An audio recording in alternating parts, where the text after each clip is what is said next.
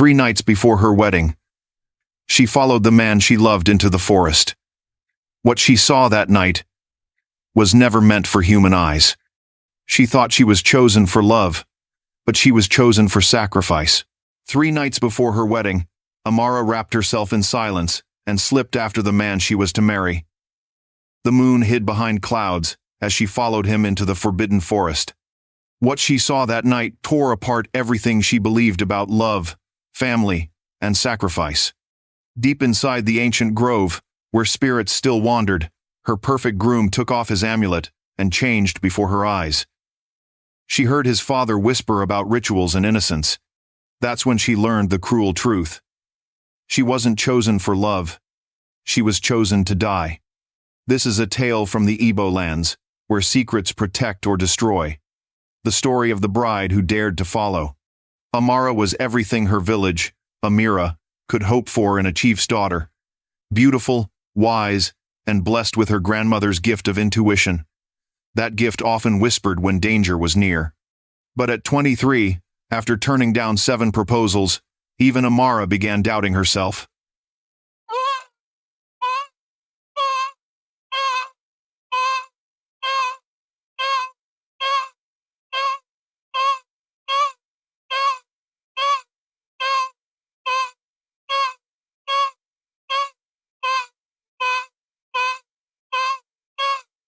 Tall, charming, and kind, with wealth beyond compare. Unlike other suitors who saw only the chief's daughter, Chick wanted to know her soul. He asked what scared her, what she dreamed of, what stories stirred her heart. "I want to know you," he said softly one evening. "Not the title. Not the beauty. Just you, Amara." And slowly, she fell for him. His father, Obi, offered a bride price so large it made the village gasp. 20 goats, 10 cows, fine cloth, ironwork of rare skill. The offer came with unsettling speed. Amara's uncle frowned. Why such haste? Why so much for a first meeting? But Obi's reply was calm. "My son must wed before his 25th harvest ends. Only 2 moons remain. Why delay what the gods have already chosen?" Chief Okafor agreed, and wedding plans began. Yet Amara noticed small, strange things. Chick never stayed after sunset. Not once. He wore a strange amulet, and never let anyone touch it. When she once reached for it, his grip tightened on her wrist, eyes wide with fear. "It was my mother's," he whispered. "She died when I was young. I don't let anyone touch it."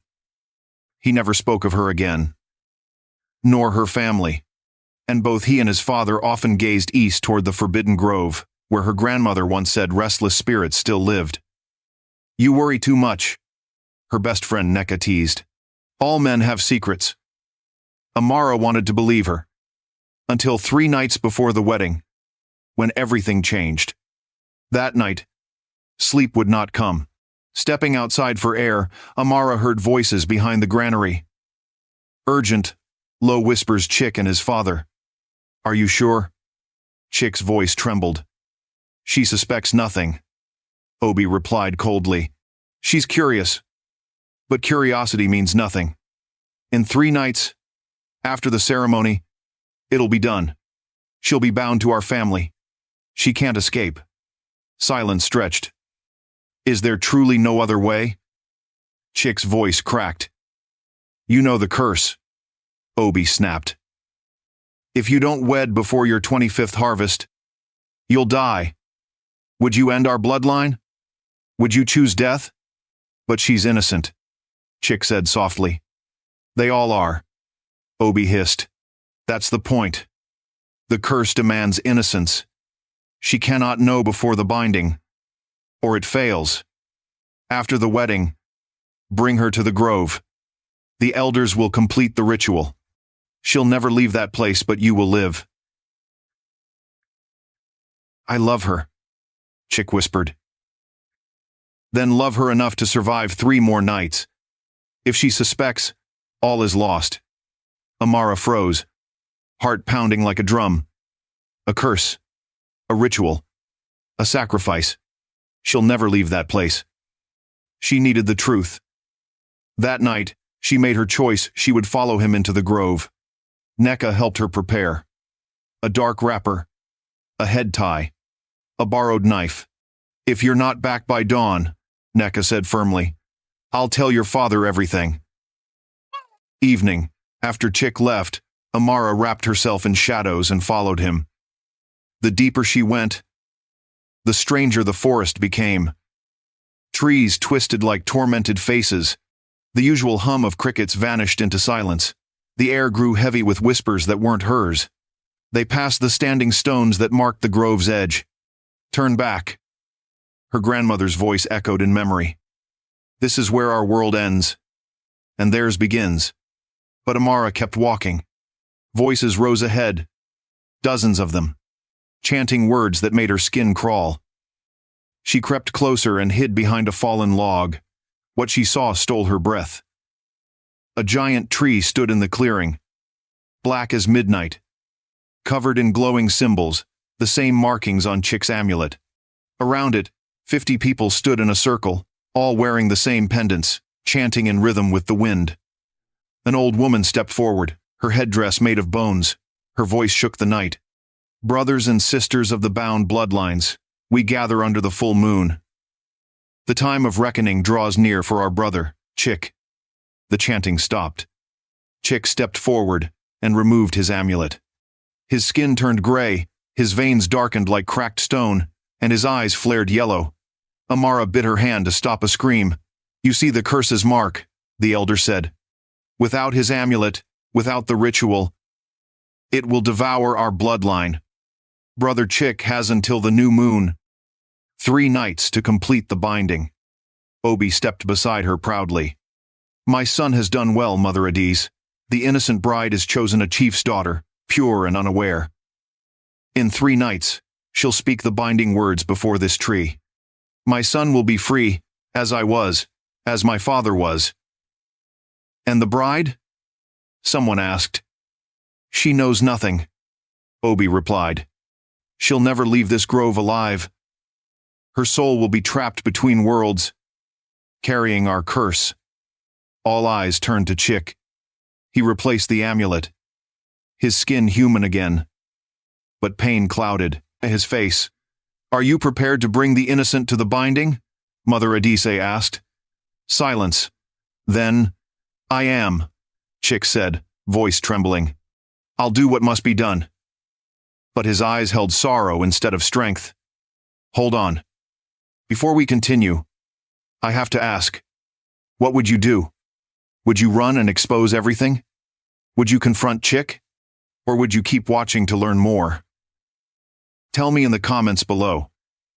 And if this tale has you hooked, hit that subscribe button and ring the bell. We share African folktales every week, stories of love, betrayal, mystery, and old magic. Now, back to Amara's nightmare. Mother Adise lifted her staff and began the tale of their curse. 3 generations ago, our ancestor Iya defiled a sacred grove, cutting down a spirit tree for gold. The spirits cursed his bloodline. Every son must wed before 25, or perish. The marriage must be sealed with the binding. It demands an innocent woman, untouched by our truth. She must speak the words of acceptance before this tree. When she does, the curse transfers to her. She becomes trapped between worlds, neither alive nor dead. The man lives free, fathers children, and the curse passes on. Amara's vision blurred, her body trembled. This was her fate, to live in endless darkness while Chick walked free. Then from the shadows, a figure appeared. Mother, Chick's voice broke. A thin woman walked into the clearing. The crowd gasped. Ego, Mother Adise said coldly. You were banished. You don't belong here. I have the right to speak, the woman said firmly. I am Obi's wife, though he calls me dead. I am Chick's mother, though he was told I left him. And I will speak the truth. You have all hidden. The grove went silent. Obi shouted, You'll destroy everything! Ego faced him. No. I'll save our son. She turned to Chick. They told you I died when you were 10. but I was sent away for finding out what they keep secret from every generation. She looked at the crowd. The curse can be broken in 2 ways. The first, you all know, by sacrificing an innocent woman. But there is another way. The old writings say the man must tell his bride the truth before the wedding. If she still chooses to marry him, knowing everything, and says the binding words with her heart, the curse ends forever. No more deaths. No more lost women. People started shouting. Obi yelled, "Lies! It can't work!" Chick stared at him. "You knew this and never told me? It doesn't work!" Obi roared. "What woman would ever agree to it? The old way is sure." "I won't do it," Chick said loudly. "I won't trick an innocent woman. I won't do to Amara what you did to Mother. Then you'll die," Obi shouted. "In 3 nights, the curse will eat you alive." Chick's voice shook but stayed strong. "Then I'll die a man, not a monster." Mother Adis stepped forward slowly. "Your mother speaks truth. It is written. But no woman who ever learned the truth has stayed. The willing binding was never done. No one knows if it really works." Amara couldn't take it anymore. She turned and ran. That night, she stayed with Neka, crying until she had no tears left. When the sun rose, she knew what she would do. The wedding day came. The village was alive with drums and song. Chief Okafor's compound shone with color. The women covered Amara in shea butter, coral beads, and fine wrappers. But her heart was far away, still in that dark grove. When Chick arrived, he looked strong but tired. His father's face was hard as stone. The ceremony began. Drinks poured. Cola nuts shared. Gifts given. Then the elder said, "Bring forth the bride." Amara walked toward Chick. Her eyes never left his. He looked at her and turned pale. He knew she knew. The elder asked, "Amara, daughter of Chief Okafor, do you come freely?" "I do." "Do you accept Chick, son of Obi, as your husband?" Amara paused. "Before I answer, I have questions for my husband-to-be." Gasps rippled through the crowd. Chief Okafor raised his hand. "If my daughter needs answers, let her ask. Speak, Amara." She looked at Chick. "Do you love me?" "Yes. More than my own life." "Would you ever hurt me?" "Never. I swear." "Then tell everyone about your mother, the curse, and the choice I must make." The crowd erupted. Obi tried to rush forward, but warriors blocked him. "She knows." Obi screamed. "The binding will fail. You've doomed him." Silence. Chief Okafor's voice boomed. "Amara, speak." She turned to her father. 3 nights ago, I followed Chick into the Forbidden Grove. I saw their secret meeting. I learned about the curse that haunts his family. I learned what would happen to me. Then she faced Chick. "But I want to hear it from you, not from the shadows, from your heart." And Chick spoke. He told the whole village about the curse, the ritual, the women lost, his mother's banishment, and his father's plan to use Amara's innocence. He said he had chosen to die instead of hurting her. When he finished, the place went quiet. Chief Okafor asked, "So you came to trap my daughter?" "Yes," Chick said softly. "That was the plan. I deserve your anger, but Amara deserves peace. Let her go. If she leaves now, I'll die in 3 nights, and I'll deserve it." The chief looked at Amara. "You knew this before today, yet you came. Why?" Amara took a breath. "Father, you taught me to value truth. I thought I'd found a monster, but I found a man trapped by fate, a man who chose honor instead of lies. He chose my freedom over his life." She faced the crowd. "I also found hope. There is another way, a way to end the curse forever. Not with lies, but with choice." Her eyes met Chick's. "You were ready to die for me. The question is, am I ready to risk everything for you?" "Amara." "No," Chick cried.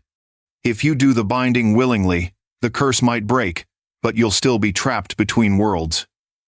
According to old writings," she said softly. But I've learned from my grandmother's stories curses are born from fear and end through love. She turned to Mother Adis, who stood watching. Has any woman ever tried the willing binding? Has anyone ever tested if love freely given can break what fear created? Mother Adis shook her head. No. No woman has ever stayed. No one knows if it works. Then you don't know what will happen, Amara said. Curses are broken by opposites. This curse came from taking.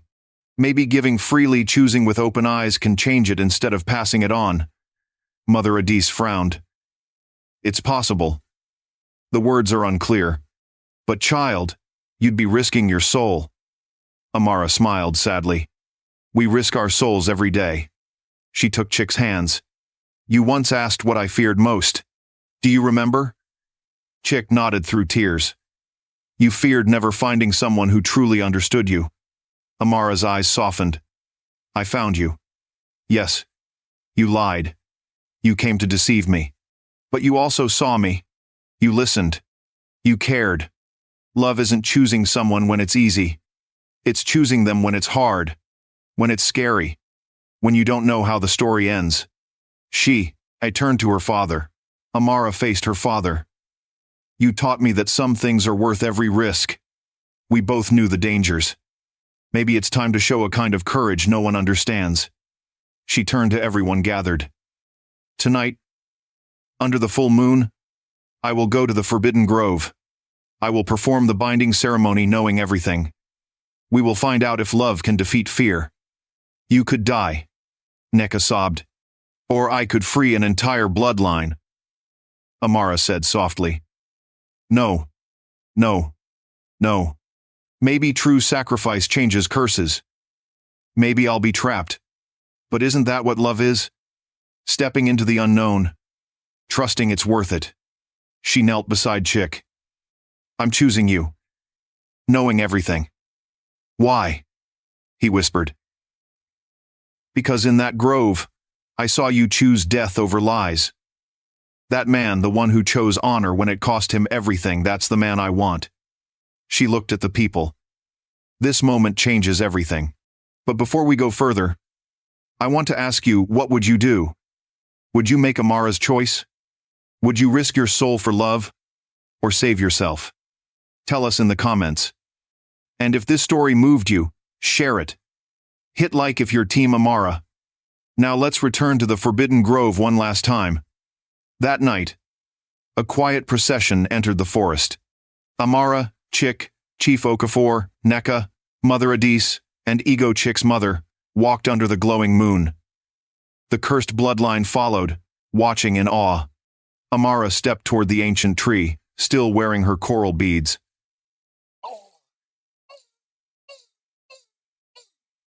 Mother Adis raised her staff. We witnessed something not seen in 3 generations, a willing binding. A choice made in truth.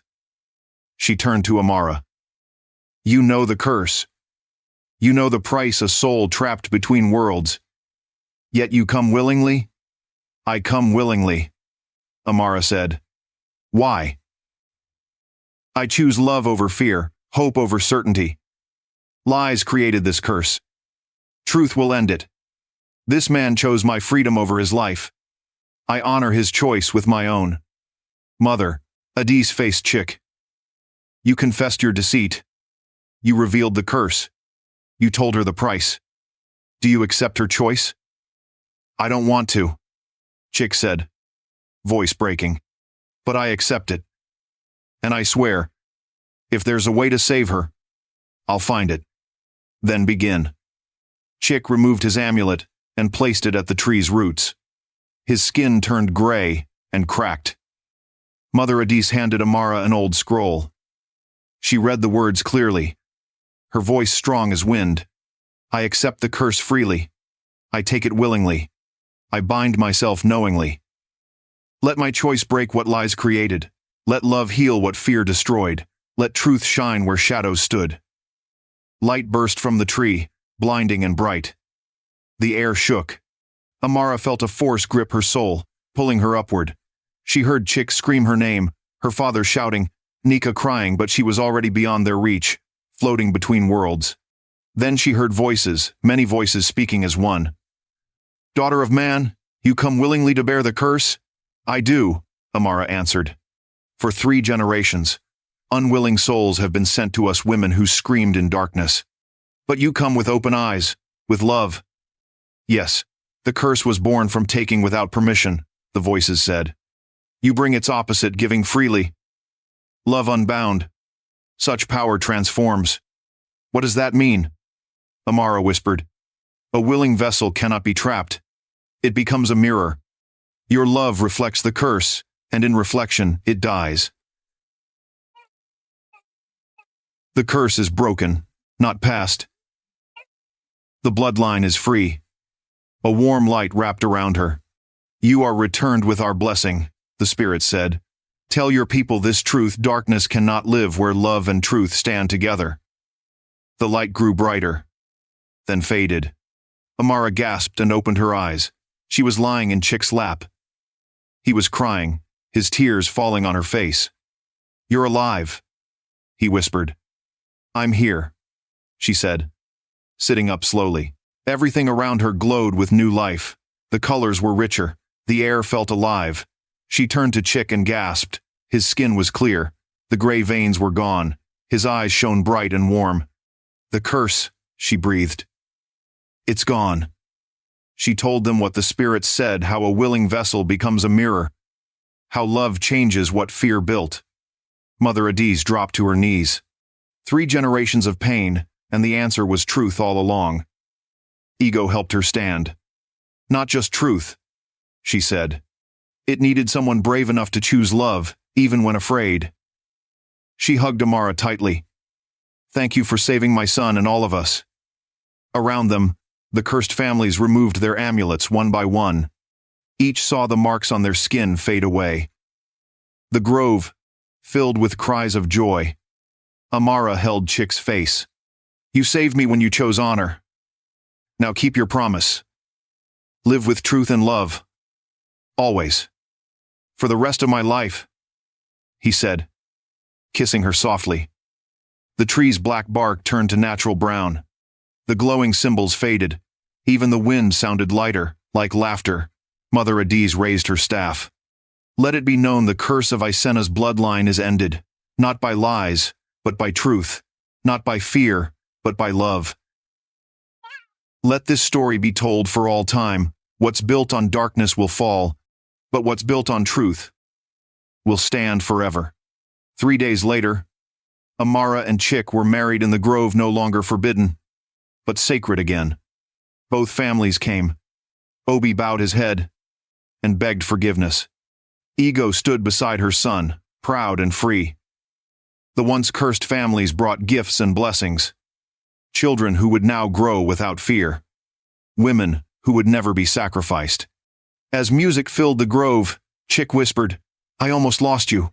I almost let fear make me a monster." "But you didn't." Amara smiled. "You chose love. And that's what matters."